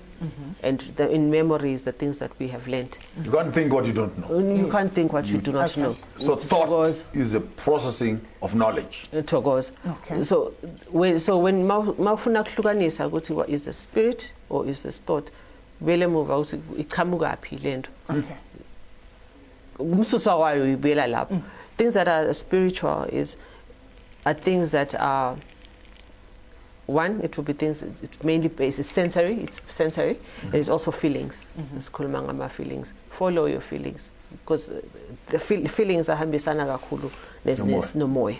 Can I just say maybe the gut? They call it the gut. It's premonition. Premonition. You know. Those are the things that you actually, this is also, did I think it or did I just imagine that? And that is actually, and when you go into, it's also going into trance, the transition from being here and going into trance. You let go of thought and spirit takes over. That is how we go into trance. That is also how I shared this with I was sharing with my child the other day that before New Year twice, for a good 9 months I did not know if I was, I couldn't tell the difference whether I'm vugile no manglele, whether I'm up or I'm sleeping. My life had become dualistic. The balance. You're just flicking between two. You almost schizophrenic. Exactly. They would have committed me. They would have committed me. Bangfaka mapilisi and shoved me with pills. It's something that just needed to. That was the alignment. While you're on that, allow me to piggyback a little bit on that. Your transition. I mean, you could have made it on Paris. You could have made it on the beauty pigeons. You know, but here you are in this space. What was the transition? How it was? I hear you talking about 9 months. Then I love stories. My ears almost went. The tablets and what? Did you ever go through the process of being sedated and people thought you were losing your mind? I mean, who was such a beautiful lady say, "I'm hearing another calling"? I mean, you traumatized even Paris. He says, "What?" It was hey. It has a just share a little bit, not too much, but just a little bit with us as to how did you move into your space. What happened is the calling is a lifetime thing. Hey, when you're leaving, you don't actually even know, but you know that there's something deeper. There's always something missing. There's a void, and you have all these connections. The things that you like are not the things that maybe your other siblings like. The things that you are connected to, the things that you are drawn to. I've always liked walking barefoot, for instance. I still don't like shoes. I love them, they're beautiful. I loved the heels and but I would really just happily walk barefoot. They're good to see. So what happened, I'll just speak to Ekdinen, I was on medication. I've always... What did they diagnose? Bipolar disorder. So you were actually diagnosed bipolar? Yes, I was bipolar. I lived on medication for years, and what it did... Before that, back to depression. I started get depression, depression, much younger on in my life, and then I got off. Because maybe you were just withdrawn. I got off those because I became a zombie. It became a zombie-like. You're not. I was unfeeling, and bipolar medication also did the same thing, which is also the same medication, just augmented with other medication. So and they find something that actually now gives you the balance that we're supposed to create. Yes, you can wake up and go to work. You can wake up and make sure that the kids are ready for school, and it's just function. It's just function, but you are unfeeling. You're not yourself. You're not attached to anything that is happening. You're not and yourself. while in this space, any dreams and visions, anything that is happening in all these moments of them trying to do lots of things, are you hearing things? The pills does all of those things. You're sedated. In as much as I was dreaming then, but now when I was taking the medication, you became a zombie. Yes. So it means you were like somehow disconnected to the source, to the nature, to myself. To yourself. To myself. And it got to a point where, okay, we left the country, we went and lived in the United Kingdom. I was still on the meds. And then it got to a point where I was like, no, I can't live like this anymore. I need to start feeling. It's actually even worse because now I'm also uprooted. I was also uprooted. So I needed to get some kind of grounding. And the pills were the feeling the float. Yeah, the pills you were on a permanent high. I knew that it's not even a high. A high is better. Yeah. A high is better because you can still see the depth. You are totally absent.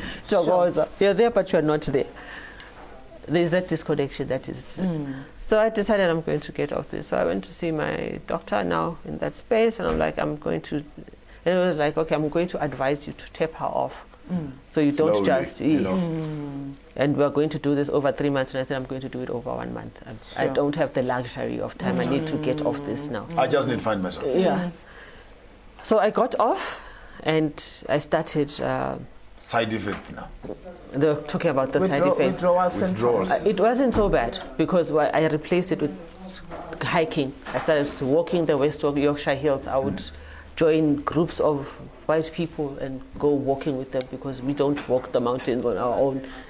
So I would I joined these groups, these hiking groups, and the first time that I walked there with these guys on one of those hills, I connected to a spirit that was amazing for me. It was the spirit of my daughter that I had lost. I suddenly just saw her hopping along.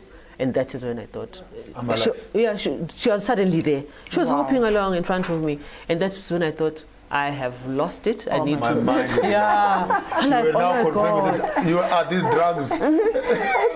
So I need those drugs. I need those drugs because now I'm seeing things. But those are the things that I'm supposed that you see in spirit that these drugs disconnected me from, for instance. Because we are meant to see the things that we are meant to see, guys. Those things should not be things, we should not run away from them. The reality. Yes. And so all this time, imagine that my child is also trying to connect with me and I'm grieving my child. But my child is also there and she's not understanding why I'm not seeing her when she's actually coming into my space. There you're walking with her now. And she's happy. So it also gave me some that healing. Yes, that rest that she actually is all right in wherever she is. Even though I cannot touch her, but she is there. She is around me and she's doing well.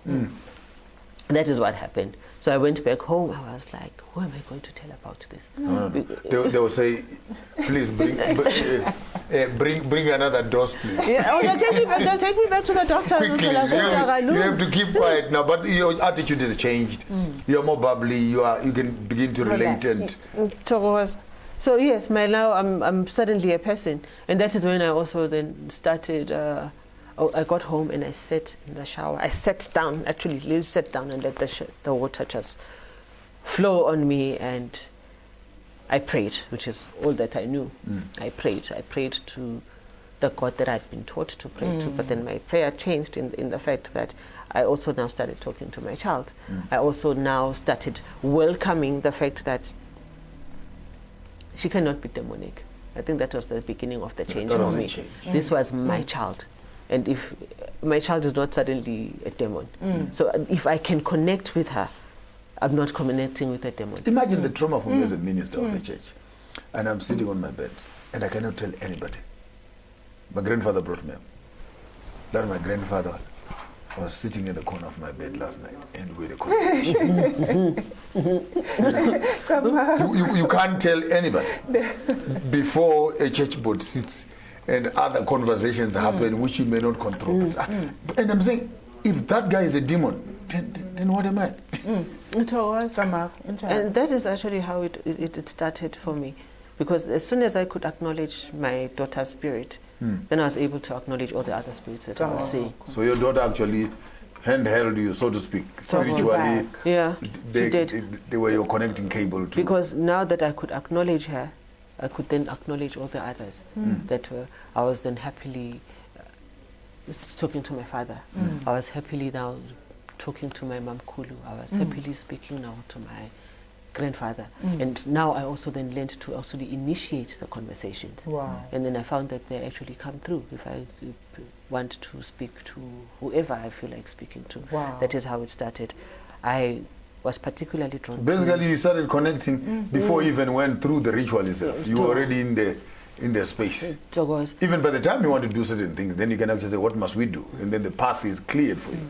Which is a critical point to many of our young people who are intuitive or who have become infatuated with the space of spirituality. And they think that one shoe fits all.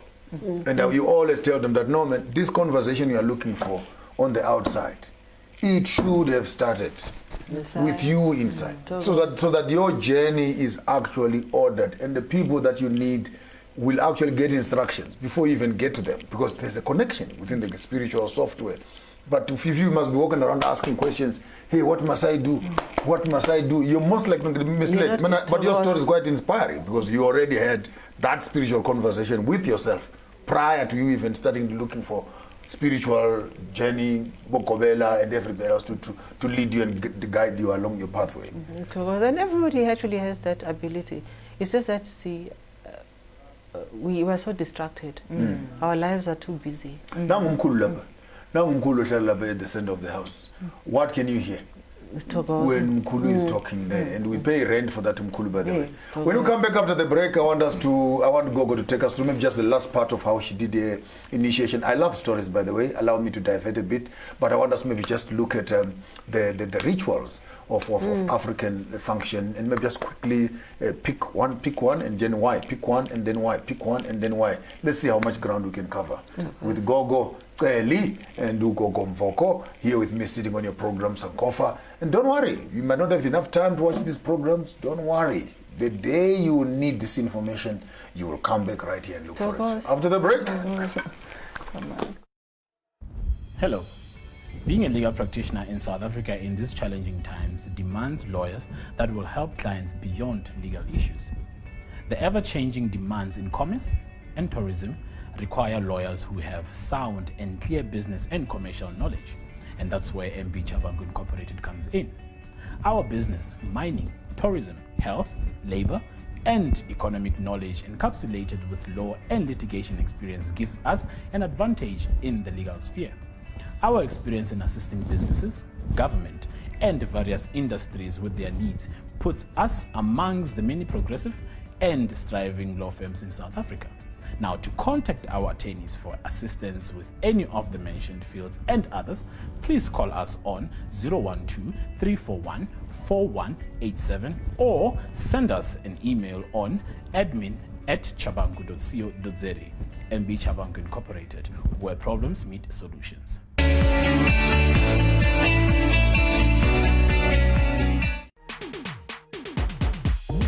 Feel the heat. I love Adam Selman. The girls are really thin. I think it looks very glamorous from the outside. The life of a model in New York City. There is such cool prints. So many. You know, I'm buying this. Look at me and all the selfie sort of thing. Honestly, I didn't really know that was actually a job. It just didn't occur to me. Congratulations. Feel the excitement. Feel the heat with StarSat. Feel the heat. Chicken portions are an easy way to feed a crowd. I've just started to incorporate all my ingredients. We're going to put this inside of a hot cast iron skillet. You want to really fill up on great protein. It's now time to sample the chef's dish. Look at this. I know. Like that? Feel the excitement. The chicken is on the spot. Feel the heat with StarSat. Feel the heat. Do you dream of awesome cartoons filled with funny characters who go on extraordinary adventures? Everybody ready? Ready! Hold on, I'm coming. This is absolute genius. I'm on my way. I'm ready. Hey, let's go. Yay! Feel the excitement. Like it? I love it! Feel. Welcome all here on a lazy afternoon, taking my time with my old ladies here, demystifying the greater space of African spirituality and the rituals and etc. And just before we went away for the break, we were busy unpacking the issues of how to create for yourself your own sanctuary. And I got diverted, of course, to be hearing her story about how she went through depression, apparently, bipolar tablets and everything else. And ultimately, she had to answer the call. Maybe just recap finally on your transition with all this trauma, this medical trauma, into now here is Gogo Cebi, normal, so to speak. And you're no longer on medication, but you found your purpose and ultimately... Well, what happened then, I had to come back home. You had to come back home? I had to come back home. I had to come back to Africa and come back home. You had to find your own embo. I had to come back home. Kubuya ekhaya, it's the roots again. The body needed the ground. Also you needed the sun. You needed the air. You needed the ground.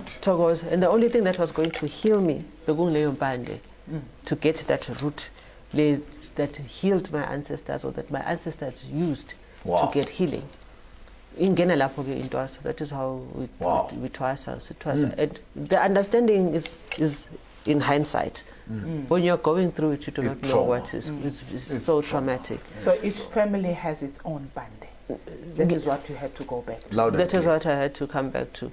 Earlier I spoke about how it's never really about the Gobela, it's about getting the Gobela is the person who has the bande of the family. That the bande that healed your people.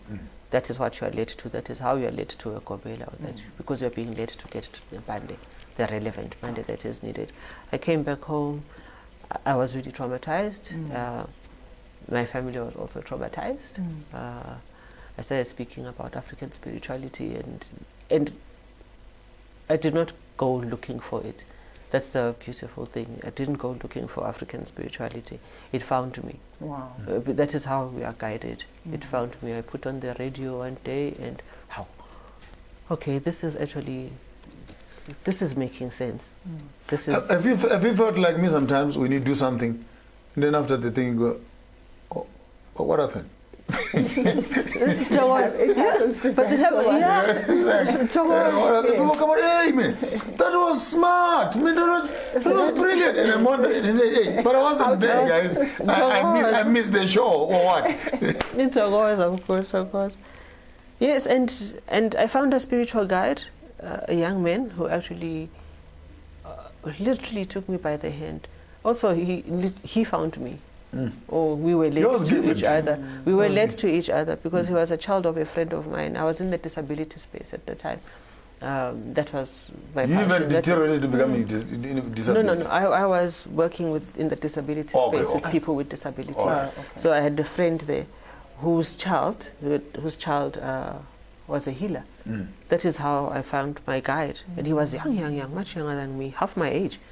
And he taught me it was not a thing it was not a thing or he demystified it for me. It's so simply. We did not have to be going through, because those are the things that are scary. Now I'm going to be going into this Sangoma space. I didn't relate to him as a Sangoma. He was just this young man, a child of my friend, who was who knew exactly, who was brought into my space to hold my hand and guide me to hlangana nabantu bakithi. And that is what he did.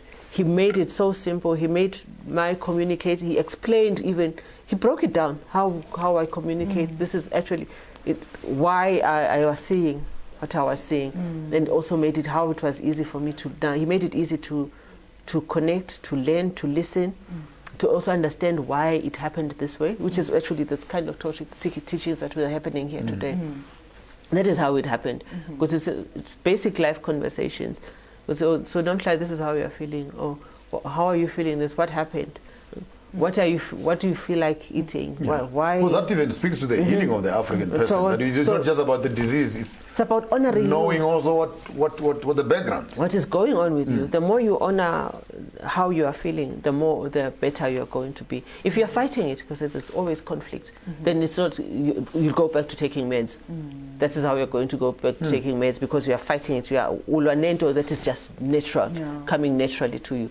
What you need to do is learn to embrace it and live with it, and what actually makes it better. So now you start eating the things that you're supposed to eat, things that you need to fall off. Yes. I was a size 36, 38, 8 maybe even, because of also the meds. Yes. And they give you 38. You once got that far. The meds will balloon me, because also you get this appetite, and you eat sugar, the poison that we speak of. You eat so many things. Those things fell off. So my diet became slowly aligned to what my people used to eat. And that is actually what happened. I went so small, I was size 28, and everybody worried now. oh no, what is going on? You are ill. And at that time now I'm okay. I'm physically okay. You're spiritually okay. You are alive. But my spirit now is taking over the physical. Because now I did not know. That's when I did not know whether I'm up or sleeping. Yes, because now it was now the spirit that was in control. That was, and all of my relationships fell off. And it's not because it is because Christians may also as well.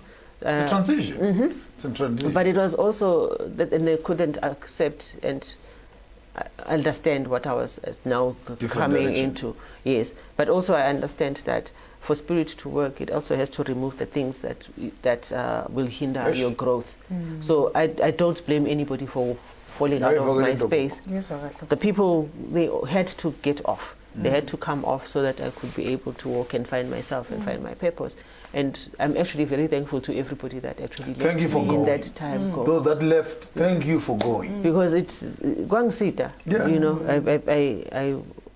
so it's minus all those the influences. It's minus all those conflicting messages that you're getting, and you become. It lets you be yourself. And remember, in partnership, people want you to become what they want you for themselves. There's nothing to do with you. What pained me, I think, was realizing because they would actually rather have me. A vegetable. Yes, a vegetable. Have me committed to a mental asylum. As long as you have a girlfriend, you stay on as long as I stay on the Christian path, as long as I take the meds. So you also tried Christianity and all this thing? She was I was. No, I don't want it in passing. You wanted to be I want it to be clear. Okay. So born there. My maternal side of the family was highly Christian, and that. Actually, if you're being brought up by your mother and your father, we're normally closer to our mothers. Yes. Or the things that we get to do are the things that our mothers learned to do as they were growing up. We align with our mothers. And my mom was brought up Christian, her mom was Christian. So I had no background knowledge of my paternals, even though I knew them. Nobody ever mentioned the Sangomas in the family, or that my great-grandfather, that my great-grandmother... First issue at the 7 words of cry of Jesus on Easter. You know, yeah. My word. So Gogo my Koko. Her husband was a Gobela, was a Nyanga. Also, his father before that, Nyanga Yengosi. That's just how it was. Bekuthi Nyanga Demakosi in Swaziland. Gogo wa milomncane lo wafika la, who is the sister to, because now my great grandmother's sister came and married into this family as well. Because these were coming from royalty. Mount Pilisana, the royal family would give you, actually the families would give you a wife. And so, Mkulu babes bamniketa lo mncane umfati from the same family. She came into also and she twasad. So there was all this knowledge that I did not know. I don't know if we were not taught because it was an embarrassment, or not even taught, just spoken about it. And then when you now start learning Christianity in Alomkuwa. Of making sure that don't look the other direction. We not just focus on this side only, you know. I want to bring out two things that are just in my spirit based on what you just mentioned. The first thing is that some sicknesses may not only be healed or cannot be healed through the Western way. You just mentioned that you were going through taking pills and all those things, but when you went back to the roots, went back to who you are, understanding who you are, now you use another aspect of going back to your root, which in your own way was not, you were not understanding it's going back to your root, you went hiking. That is now, for me, talks, you were connecting to nature. You connected to the ground. You wanted to get out of the space of being in this zone of Yamapilisi. You started doing a hobby of hiking. Even worse still, for me to admit, can we agree?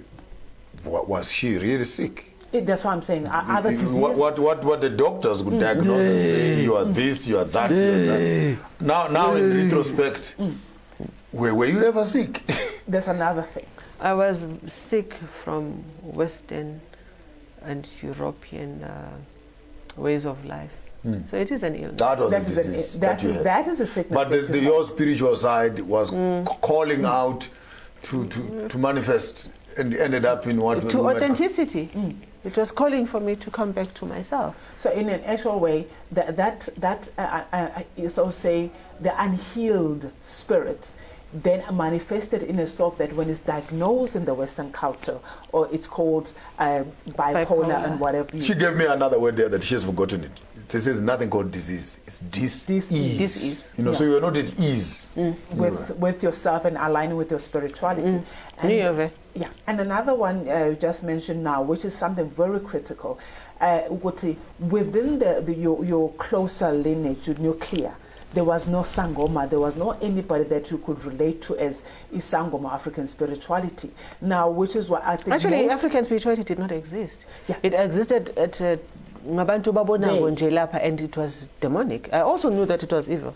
I would cross the road. Yeah, there's no ways I wanted to come across. I would cross the road. Now, what I'm trying to bring to is that there are many of people in the society who find that when you're similar position and I don't know anyone in my family, meaning where the eyes can see or within the space who's in that line. Now we just unpacked when you then went back and looked into your roots, the thing is there. Spirit will actually bring the information to you. I did not go even because I did not know that there were Sangomas in my family. It's information that could have just gone unnoticed. But Spirit makes sure that it starts revealing things to you. Those things get revealed to you. The people will come through to you and start, even the people in the family, even the conflict that happens within the family. And there's somebody that will say, no, but this is actually what was going on in your family as well. So if you are having these and then dreams, they start popping those small little 2 sentences and your puzzle starts coming together. It comes together. Once it's a study. It's a study to understand yourself. Because if you don't understand yourself, then you're not going to get better. You're not going to get better if I kept praying. I tried. I prayed. Now you prayed. I prayed. Now Gogo makes me and Jesus did not come through. It was not a Jesus illness. It was not a Jesus illness. Can I just come in that? And that makes me understand why you called Celuqolo, because you had to Celuqolo ngawo for breaking that continuation of what there was happening in the family, and then now all of a sudden they were Christian. So you were that link. We didn't proceed as we're supposed to. Now, Gogo, and now I want us to, if you don't mind, that and jump into this rituals aspect that Maponga spoke about it. That can you lead that one? I think maybe let's just punch holes as we go along. I brought this stick here. I cut it in the bush the other day. I was walking and I thought it was a gift. I don't know why I cut it, but it's your gift for you. But maybe just start from the basic. That's basically what is upahla. What do you call it in English? Well, there's no English. Is there an English word? No, there's no English word. When we translate it, we then say it's prayer. Prayer is it's how we communicate with our people. It's where we actually talk and speak to our people. That is how we are. Upahla means pray. It means so it's just kneeling down or sitting, talking.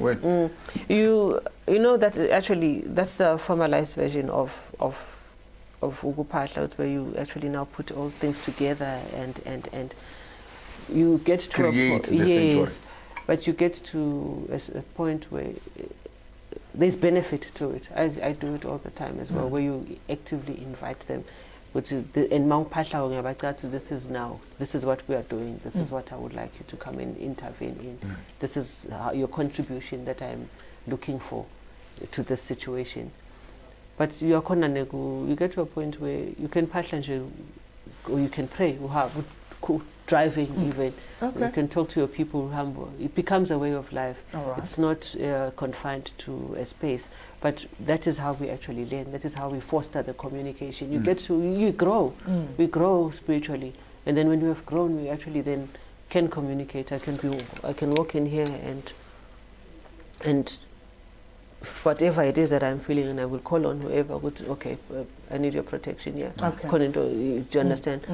That is basic. That is what Ukupahla is. It is actually communicating with our people. There's formalized versions of it, and there's the form, and gunomphahlo, which is actually done at the family level. Yes, at the family level. Not family, even community. Yes. And ultimately, we wish we could have a national phahlo for the whole country. We actually, in Swaziland, that we actually have that. No. That's when we speak about Inkwala at the end of the year, of the Gregorian year, but which it's Gugiti, that would be the Christmas. When people are celebrating Christmas, that's the time where it's the summer solstice. We, as the Swati, celebrate that in Nkwala. That is actually a celebration of the summer solstice. We bring the first fruit to the king, and it's a prayer. It's a national prayer. So we actually still have them. They happen actually. In Swaziland, it's just that the Kingdom of Eswatini is just that it's at a national level, which would be brilliant to have actually for a lot of us. But it does not mean that because we can't have it, then we can't do it individually. In my family, we've brought that in, where that tradition where we celebrate the equinoxes and the solstices, because we believe that the African god is the sun. You know, so we actually do a lot of that. We do that. We honor that religiously. We honor also the cycles of the moon. Those things that we have, I'm instilling in my children. And I find that it is not in, it does not conflict. There's no conflict between that and Isintu.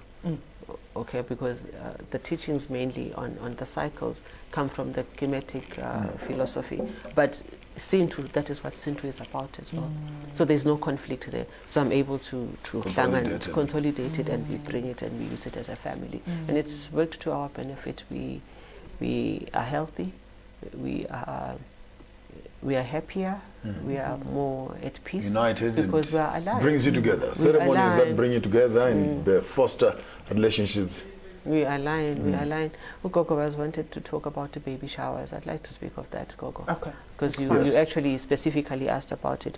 Initially, what used to happen, or culturally, in Sintu, umntwana is not, umntwana uyabikwa only to the family. And then people will see the pregnancy. So pregnancy, you can't hide a pregnancy. But in that time, Kulwa was talking about the rituals that happen in that time. Kuba nokubiga, if it's there's no marriage, umntwana uyabikwa, brought to the home, lapha misiswe khona ukuthi oh your child has done this in our family. Kube there's rituals ke lapho ukuthi kuyahlakulwa, you actually pay damages to that family. It's not about the people that are living, it's about the ancestors. It goes back to this, because you've entered a sanctuary that you have not had permission to enter. So that is not only just for the people that are living, it's also for the child that is within. It's a rite of passage already for the child.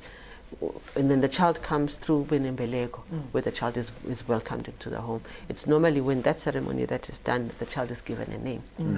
So that name, that's now officially, and it takes also a time that people can see a child. Well, not a child would be born, even the father would not see the child immediately. In a scene. After some weeks,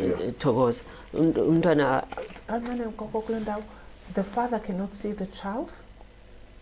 My son no. She just gave him. Yes, that was initially. Hold it right there. When you come back after the break, we will demystify one or two more of these norms. But our time is up, actually. I'm being told that our time is up. Okay. And thank you very much, Gogo Cebi. And we will come back again. And I think I'll invite you again. This is just an introduction. Thank you, Gogo Majola, for coming and spending some time with us. We've run through quite a number of issues here and information that we've been sharing with you on the greater platform, as we are growing the African knowledge system, comparing ourselves to the greater European space. And my name is Maponga J. Chigaramboko Garamashamba Uda Chira Nawana Wanji. Makumbangwana muzende wa ishano chibuchitidza chino kwigwa nawana mangwa repedo vanotambana chivana chigarama okay. Matanda anovora chira nawana vanji mutambo ruparo ware vachiri vemangora navapfuri vayo. We don't meet your source. If you're supposed to do anything, don't do what I wouldn't do. But if you decide to do it better. What wouldn't you do?